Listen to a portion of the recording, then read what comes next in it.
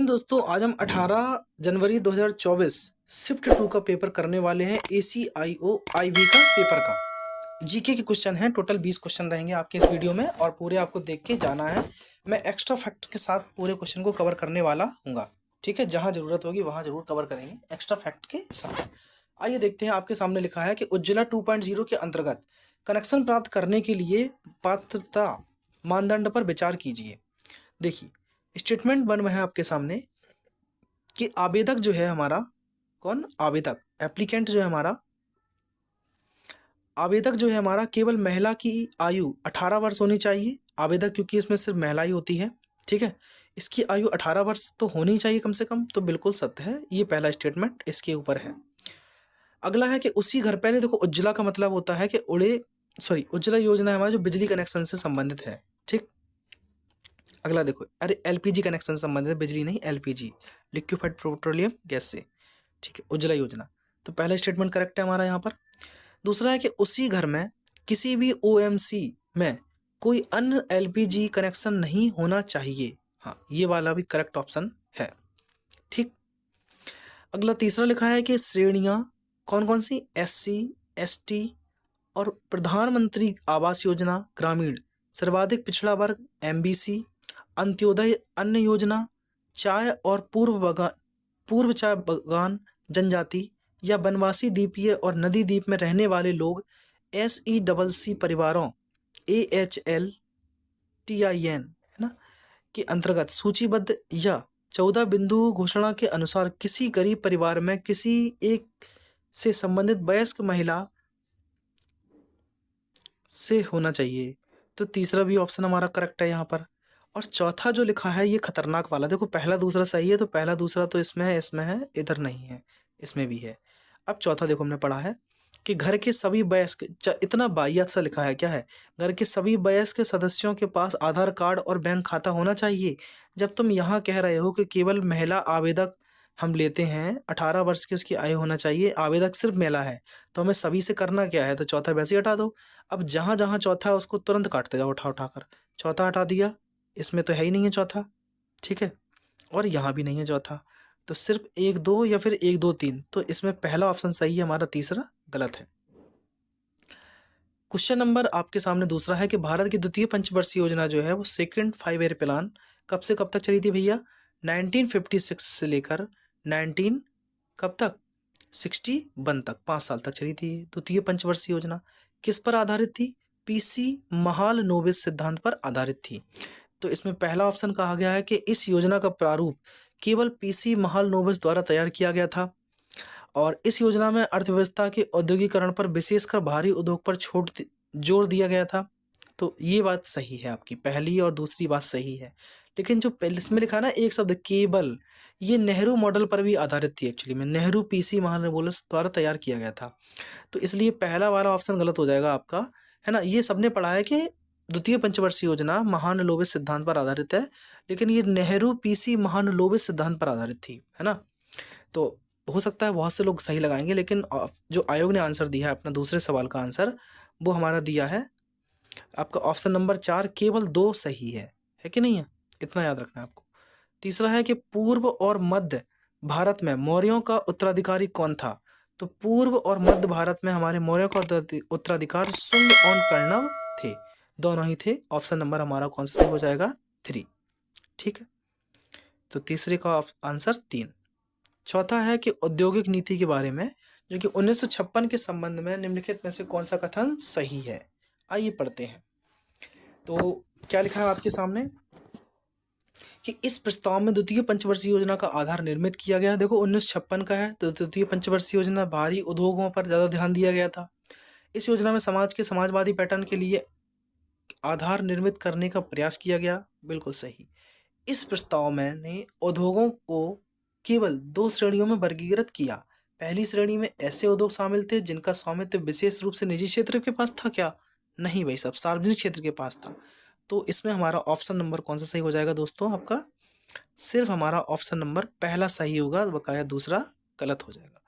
सिर्फ हमारा पहला ऑप्शन सही हो जाएगा। क्या हो रहा है ये यार, सिर्फ पहला सही हो जाएगा, दूसरा गलत हो जाएगा। तो हमारा पहला सही है, तो हम किस में टिक लगाएंगे? ऑप्शन नंबर चौथे का आंसर हमारा दूसरा ऑप्शन।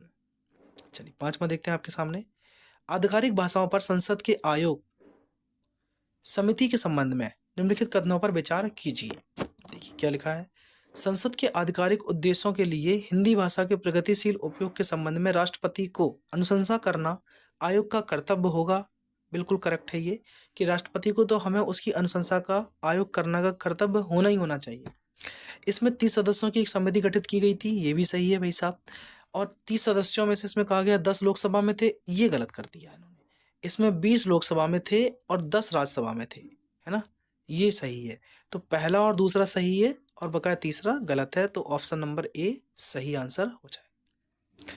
6वां क्वेश्चन लिखा है आपके सामने कि भारतीय संविधान के अनुसार राज्य की कार्यकारी शक्ति किस में निहित होगी? तो राज्य की कार्यकारी शक्ति किस में निहित होती है? राज्यपाल में। ठीक है, 6वें का आंसर ऑप्शन नंबर ए, राज्य की कार्यकाल शक्ति जो है राज्यपाल में निहित होती है। अगला है कि लोकसभा के संबंध में निम्नलिखित में से कौन सा कथन सही है? देखो 17 अप्रैल 1952 को लोकसभा का क्या हुआ था? 17 अप्रैल 1952 को लोकसभा का पहली बार विधिवत गठित हुआ था। ठीक है, ये बिल्कुल सही बात है कि 1752 में सबसे पहले लोकसभा का गठन हुआ था, जिसके अध्यक्ष कौन थे? जीवी मावलंकर थे, गणेश वासुदेव मावलंकर। दूसरा है कि 2023 तक लोकसभा के 17 आम चुनाव हो चुके हैं क्या 2023 तक? ठीक है, और इसमें ये पूछ रहा है कि सही कौन सा है। ठीक है, तो बिल्कुल सत्य बात है कि अभी 2023 तक 17 आम चुनाव हो चुके हैं, तो पहला और दूसरा सही है, पहला दूसरा सही है, पहला दूसरा सही है। तीसरा और चौथा क्यों गलत है, आइए देखते हैं।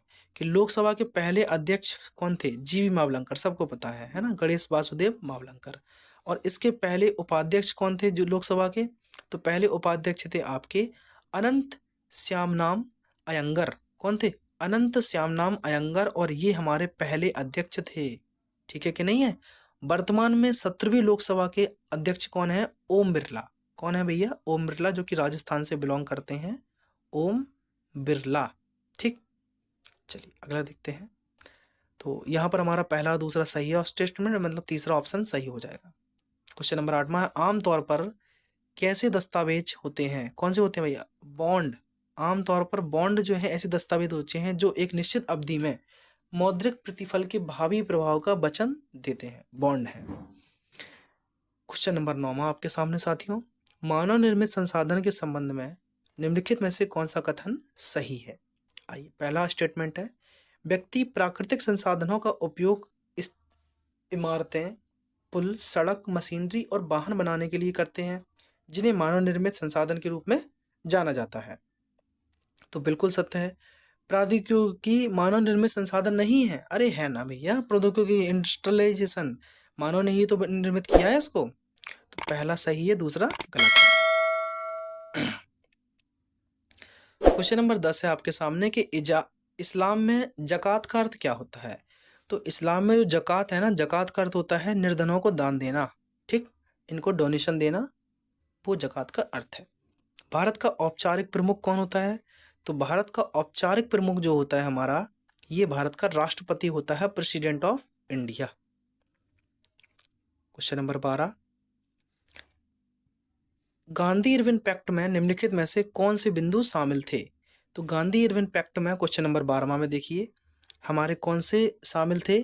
आपके पैक्ट ने पहले गोलमेज सम्मेलन कब हुआ था? 1930 में लंदन में हुए समझौते पर चर्चा करने के लिए एक और गोलमेज सम्मेलन का प्रस्ताव रखा, और इस सम्मेलन 1930 में जो लंदन में हुआ था, इसमें हमारे किसने? भीमराव अंबेडकर ने पार्टिसिपेट किया था।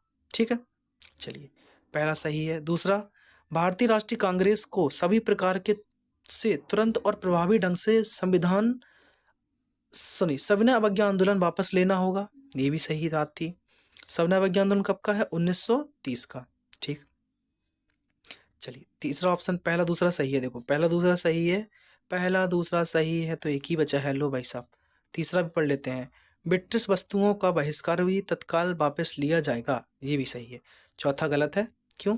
क्योंकि संविदा जो सरकार नमक प्रशासन ने मौजूदा कानून का उल्लंघन बर्दाश्त नहीं करेगी, बल्कि नमक अधिनियम में उचित संशोधन करेगा। नहीं भाई साहब, नमक कर ही खत्म कर दिया था उन्होंने तो सीधा, नमक कर नहीं देंगे हम इनको।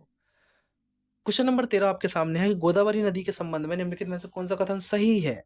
देखिए स्टेटमेंट नंबर पहला लिखा है कि यह नदी महाराष्ट्र के नासिक जिले में त्र्यंबकेश्वर के पास सहाद्री से निकलती है।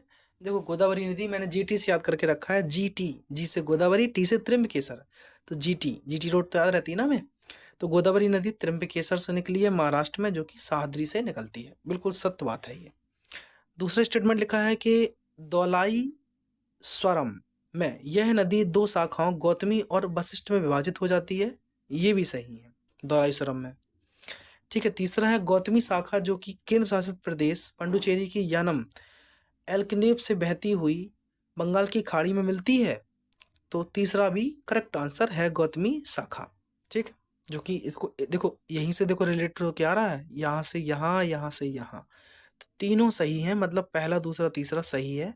ऑप्शन नंबर हमारा तीसरा सही हो जाएगा 13वें सवाल का। ठीक है, चौथा ऑप्शन क्यों गलत है देखिए जरा। उत्तर में यह पश्चिमी घाट के पूर्वी किनारे से फैली बालाघाट और महादेव पर्वत से निकल पर्वतमाला से निकलती है। अरे भाई साहब फालतू बात कर रहे, जब बोल दिया पहले से त्र्यंबकेश्वर के पहाड़े से निकल रही है। आओ देखो 14वां क्वेश्चन है, क्वेश्चन नंबर 14 है आपके सामने। 1526 में किसने दिल्ली के सुल्तान इब्राहिम लोदी को पानीपत में हराया और दिल्ली और आगरा पर अधिकार कर लिया? तो कौन था भैया? बाबर। बाबर के बाद हुमायूं, हुमायूं के बाद शेर शाह सूरी आया था, है ना। चलिए अगला 15 कालानुक्रम में व्यवस्थित करना है हमें। तो सबसे पहले क्या क्या हुआ था आइए जानते हैं 15 में। तो सबसे पहले आपका हुमायूं का मकबरा जो कि दिल्ली में है ये बनाया गया था। उसके बाद सलीम चिश्ती का मकबरा फतेहपुर सीकरी में स्थित है, इसको बनाया गया था। उसके बाद इत्माद उद्दौला का मकबरा आगरा में स्थित है, इसको बनाया गया। इसके बाद आपका रविया दुर्गानी का मकबरा औरंगाबाद में स्थित है, इसको बनाया गया। तो हमारा आंसर हो जाएगा 1 3 2 4, ऑप्शन नंबर 3। क्वेश्चन 16 लिखा है आपके सामने कि निम्नलिखित युग्मों पर विचार कीजिए और पहचान कीजिए कि धार्मिक ग्रंथों और संबंधित धर्मों के निम्नलिखित युग्मों में से कौन सा सही मिलान है। अरण्यक, अरण्यक जो है वो हिंदू धर्म से संबंधित है, तो पहला बिल्कुल सही है, अरण्यक जो है हिंदू धर्म से संबंधित है। जन्म साखिया सिख धर्म से संबंधित है, ये भी सही है, जन्म साखिया सिख धर्म से संबंधित है। आगम सूत्र जैन धर्म का है और त्रिपिटक बौद्ध धर्म का है, तो ये दोनों गलत है। पहला दूसरा सही है, ये सही हो जाए। सबको पता है त्रिकुटम बौद्ध धर्म का है, तो ये तो गलत हो ही जाएगा। जब ये गलत है तो फिर ये कहाँ से बचा है, ये हटाओ। ठीक है। 17 इंडिया गेट भारत में औपनिवेशिक वास्तुकला का उदाहरण निम्नलिखित में से कौन सा है। आइए इसके बारे में बात करते हैं हम। 17 क्वेश्चन को देखते हैं। तो गेटवे ऑफ इंडिया मुंबई में स्थित है और इंडिया गेट नई दिल्ली में स्थित है, दोनों ही सही है। तो पहला और दूसरा 17 का ऑप्शन हम लगाएंगे नंबर 4।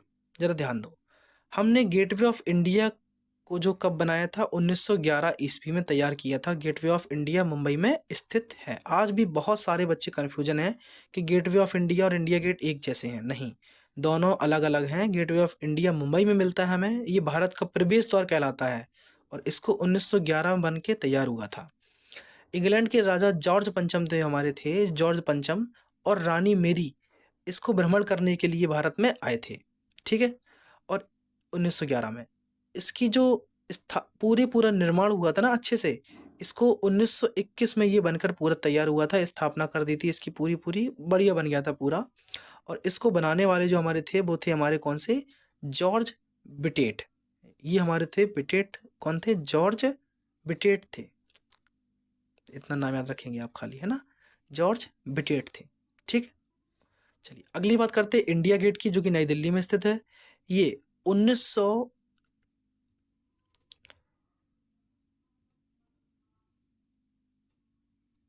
एक सेकेंड, ये 1921 का है। एक्चुअली मैं गलत कर दिया मैंने, ये 1921 का है और ये है 1911 का है, ये है। अब ठीक है, चलो अब बकाया सब सही है। इसका जो 1921 में बन के तैयार हुआ था, इसका निर्माण एडवर्ड लुटियंस ने किया था। इंडिया गेट का निर्माण, इंडिया गेट कितने लंबा है, 43 मीटर का है। इसकी हाइट याद रखेंगे 43 मीटर का है। इसका डिजाइन जो है बिलेन शाह सर ने किया था, बिलेन शाह सर ने। अच्छा, इंडिया गेट कभी आपसे पूछा जी किसके ऊपर बना हुआ, मतलब क्या देखकर आखिर इंडिया गेट बनाया गया है, तो याद रखेंगे पेरिस के आर्क डे ट्रायम्फ जो है ना, पेरिस के आर्क डे ट्रायम्फ, उनके ऊपर बना हुआ है इंडिया गेट। कभी सर्च करके देखना आप कि पेरिस का जो आर्क डे ट्रायम्फ है उसी के ऊपर ही इंडिया गेट का डिजाइन बनाया गया था। अच्छा, आपको पता है एसबीआई का लोगो इस तरीके का होता है, ऐसा कुछ ऐसा देखा होगा आपने, एसबीआई का लोगो है ना, यही तो होता है एसबीआई का लोगो।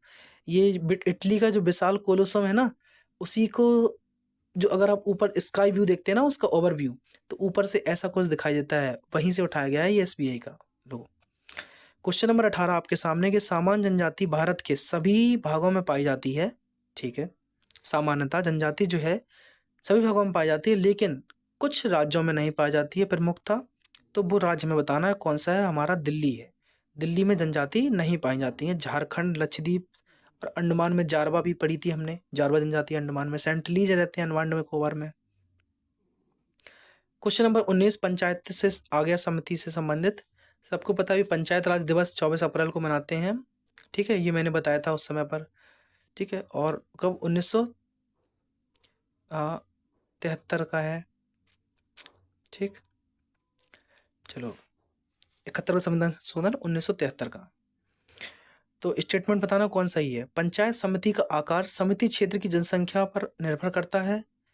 ग्राम पंचायतों के सभी सरपंच उस समय पंचायत समिति के सदस्य नहीं हैं।